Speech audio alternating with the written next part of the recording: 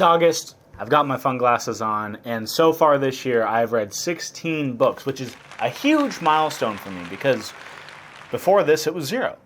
So 16 is better than 0. 1 is better than 0. So in today's video, I'm going to go through all 16 books, rapid fire, of what I've read. Then I'm going to talk through the books that completely surprised me. Then after looking across everything that I've read so far this year, we're going to talk through how my reading tastes have changed, whether that's through the books, the authors, or the storylines that I've consumed. And finally, I will give myself one piece of advice that I wish somebody would have told me as I was getting into this hobby. So let's get into it. Go. That's a lot of paper. I love it, I love it, I love it. 2 of these books, I DNF'd. Little sip of adult juice. I'm sure that was a sexy sound. In no particular order, there are 16 books that I've read. There are 18 in this pile, so I'll tell you the ones I DNF'd as I go through. First book is 1984 by George Orwell. Tuesdays with Morrie by Mitch Albom. This is one of my DNFs. This is a love story by Jessica Soffer. The Lonely Men by Louis L'Amour. It's a leather cover. I thought it was badass. I saw it at Half Price Books and I was like, I need that. That's so cool. Oh, that was also one I DNF'd, unfortunately. It sounded so positive when I went into it, and then I was like, but I quit. So, Freida McFadden's The Crash. On top of this, I read 2 of her other books on my Kindle. I read The Housemaid and I read Never Lie. Both good books. This one was good. I think I gave it like a 3 out of 5. It was a good book. It was just predictable. It feels very formulaic. I've learned, this is probably a point to get to, thrillers are fun, I guess, to read, but they're not really my thing. Like, I would never reach for a thriller immediately out of the gate. Colleen Hoover's Verity. That was a nice cover, although it's not really creative with the sprayed edges. It was a good book. Again, I was just going out of my comfort zone. Revival by Stephen King. Awesome book. The Long Walk by Stephen King. Dark Matter by Blake Crouch. The Mistborn trilogy, books 1, 2, and 3. That's Mistborn, The Final Empire, or just Mistborn now. That's Mistborn, The Well of Ascension. And Mistborn, Hero of Ages. Alright, we're gonna not try and balance all these books on the smallest book. I balanced everything on the smallest mass market paperback. Why did I do that? The Day the Street Stood Still by Jaquavis Coleman. Also a great book. That was actually the first book that I read this year that kind of like jump-started everything. Final Gambit by Jennifer Lynn Barnes. I read the other 2 like a couple years ago. And I started this one and then I just stopped reading it because I just kind of fell off of reading. And after I read a couple books out of my pile, I just dove right back into it head first after Googling the synopsis of the other 2 books so I could remember what I was reading about. And finally, final book is Nicholas Sparks' Counting Miracles. Great book. Did you know that he's also from where I'm at? Anyway, that's a whole different conversation.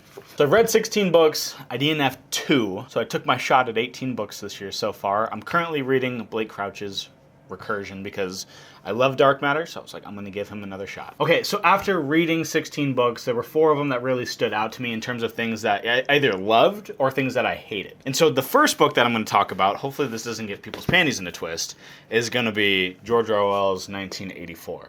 And the thing that surprised me about this book was I hated it. So there's that. The thing was, there's kind of 2 sides of the spectrum when it comes to people who are into reading. There's either people who are like strictly about the classics, and if you haven't read a lot of classics, you're considered somebody who's, dumb. Or there's the other side who I think I fit more on this side, where we like to read stories because of just good stories. Whether they're classics, whether the prose is super complicated or not, we just like to read a good book. As long as the story is good, we'll read it. I started reading this book, and I was about 100 pages in, and I wanted to quit. But we, 1, chose this book for our book club, so I felt like I kind of had to commit to it. But 2, I told myself, and I think I convinced myself, that if I finished this book, if I finished this classic, that I would feel super accomplished, I'd be super proud of myself, and I would feel like I really did something amazing and great with my life. And I finished this, and I wanted to tear my eyes out. It wasn't fun to read. It wasn't enjoyable. There's nothing about the way George Orwell writes, in terms of the type of reader that I am right now, that I enjoyed in any way, shape, or form. And I just spent the entire time after I finished this book wishing I had that time back. And so that's where this book surprised me. My next book is going to be Stephen King's Revival. Now, this book surprised me, not because of the endless happy endings that Stephen King's books are known for, but because I finally found a book from Stephen King that I thoroughly enjoyed. The first Stephen King book I ever read was The Long Walk, and I'm somebody where endings are a really big deal for me, and if we can't tie a story up in a nice bow at the end of it, whether it's a happy ending or a sad ending, like, I just want a good, satisfying ending. I also want to say with a caveat that The Long Walk is not a bad book. Like, I was freaking hooked into that book and everything that was going on with Ray Garrity and all the other characters. It was just the ending was so ambiguous where I was like, I don't really know how I feel about this story. That was not the case with Revival. I was actually super satisfied with the ending. And then just following Jamie Morton and his pastor or his minister, like, throughout their lives, basically. And at the end of it, I was like, okay, I get why people like Stephen King now. The third book that surprised me was Brandon Sanderson's Mistborn book. Now, one, because of the fact that this is the biggest book that I've ever read. But something else that surprised me was the mindset that I now have when it comes to reading, because this 600-page book was easier to read than some of the other 300-page books that I read this year. This book was enjoyable for me because of the world building, because of the characters, because of the story, and because of the ending. And so that's why I found this book easier to read than, say, 1984. And the final book that surprised me was Dark Matter by Blake Crouch. Now, I've never picked up a sci-fi novel. I've never read anything in this genre. The sole reason I picked it up, well, I mean, there's two reasons. One, Daniel Green did a review on it where he said he didn't like it, and I'm somebody who's like, if you didn't like it, I'm going to try it. And two, it was highly rated on Goodreads, so I was like, okay, this seems like a dude's dude kind of book, so I was like, I'm going to pick it up. Seems like something that would kind of keep me interested, and I can tell you what, it did.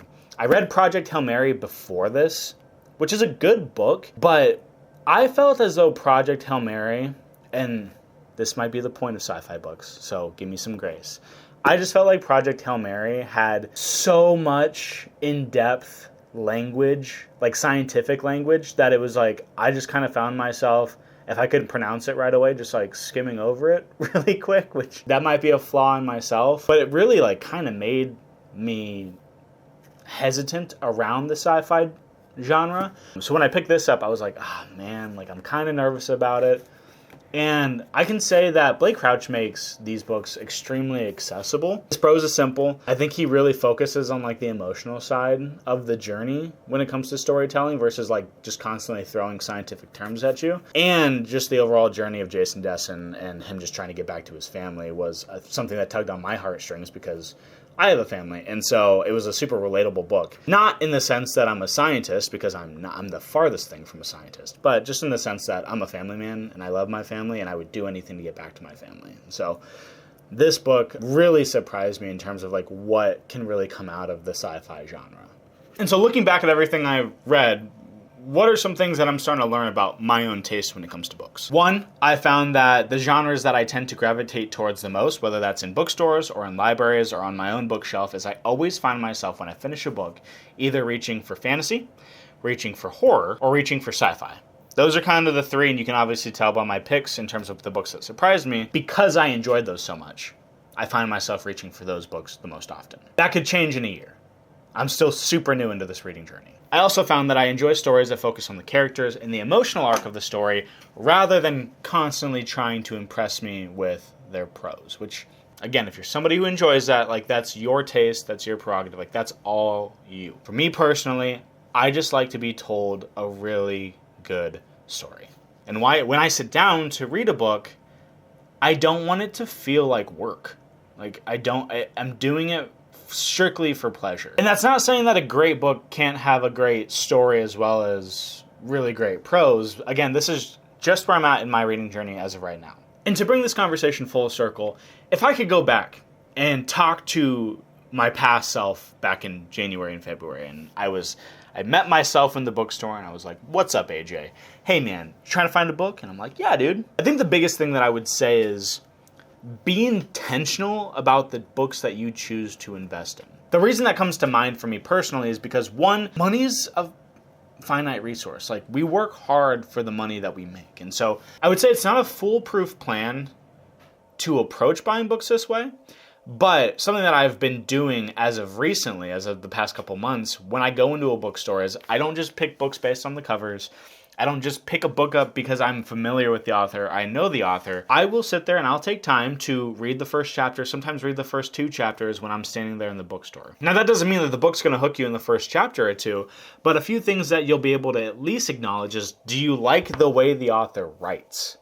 That's huge for me at least. Like, I want to know that when I read the book, one, it's not gonna burn a hole in my brain trying to read it. And 2, I want to know if at least I have some interest in the story that this author is trying to tell. Again, you can't always find that out in the first chapter or 2, but it's definitely a helpful step if you're trying to spend your money wisely and also not just purchase books because Goodreads told you that this is a book that you should get.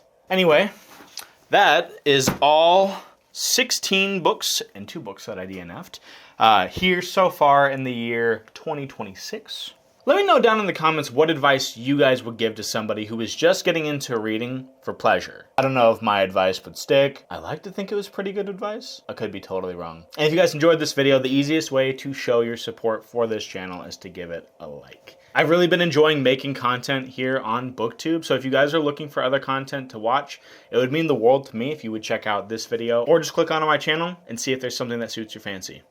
Never thought that that'd be a phrase that I'd say, but I'll see you guys in the next video. I don't have a hat on today, so I'm just gonna go like this.